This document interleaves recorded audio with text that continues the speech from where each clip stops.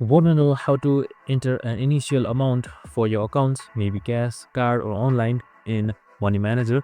Well, no worries. In this video, I'm going to show you an easy step-by-step guide on how you can do it. It's super simple and under a minute, so let's get straight to it. Now, first things first, we need to open the Money Manager application. So we have also created similar videos regarding Money Manager, which is available on our channel, so make sure to watch it. So now once everything is done, you should be under this interface right here.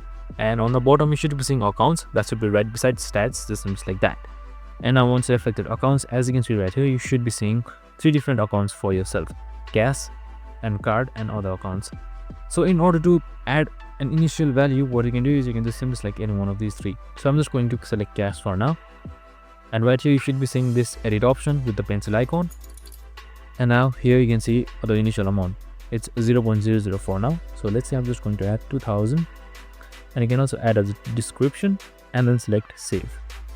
Select yes, and now as you can see right here, your deposit has been successfully made, and now your initial balance is a total of 2000. And that's it. Now, hope this video helped. If it did, make sure to like, subscribe, and tune in with us for more of these videos. See you in the next one.